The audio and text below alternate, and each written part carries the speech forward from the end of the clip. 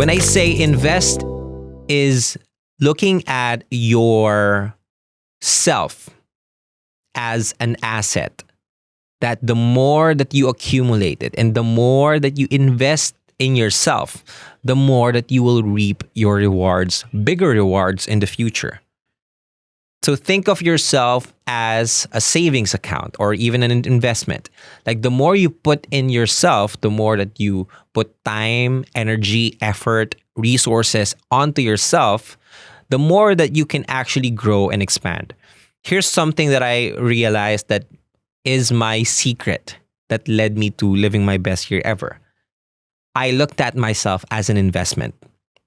When now I'm recording my podcast, I don't really need to, have a script, have an outline, because I have invested a lot in the previous years when I was just starting. I remember when I think it back in 2017 when I first read a book. I am not a bookworm in that sense, in any sense, but there was just one moment where I actually accidentally came across this book. And you all know this book. The book is Rich Dad, Poor Dad.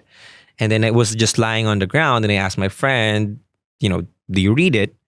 He said, no, you can read it. And then I opened it and I tried that. And I think after I read a few pages of that book, it was the first time that I realized that I could learn so much more than what I'm learning inside the confines of a school. And so what I did is I invested a lot in myself. I invested in books. Now I have my own personal library, and I have been reading nonfiction books, personal development books, success books every single day. Like there's not a day that my mind is just really obsessed with learning. And for me, buying books is something that I will never look at as something that is not worth it. When I'm buying a book, that's an investment for me. Why? It's because I'm investing in myself by learning in a few pages, the life story or the life lesson of someone, of an author out there, maybe on the other side of the world. So that for me was an investment. And at that time, I didn't really see it as an investment.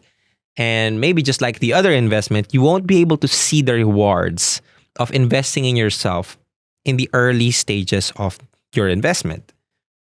5 years later, I think I've read more than 100 books. And all of them are nonfiction. And I'm continue to still read and read and read.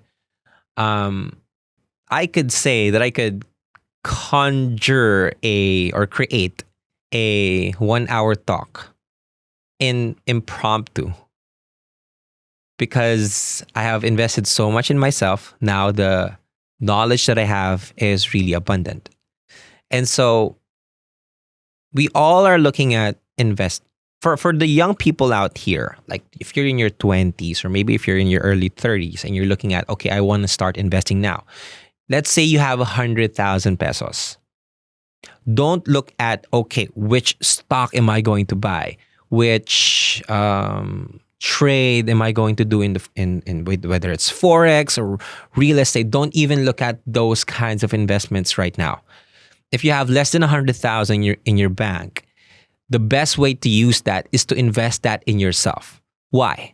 Okay, so let's say you buy a stock. It performs well, right? It gives you an average 8% per year every single year. So after 5 years, you'll have a decent amount of money. But what if the money that you have right now, you invest in yourself? And when I say invest in yourself, you invest in your skills.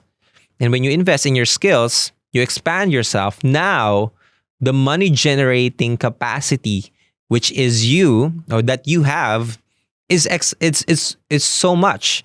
Now you're not just earning 8%. Maybe you find a way to create a business that gives you 100% profit, 50% money back, okay, from your investment.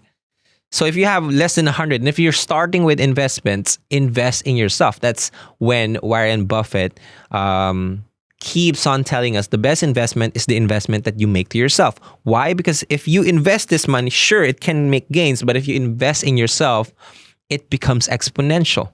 Now you can earn 6 digits, 7 digits,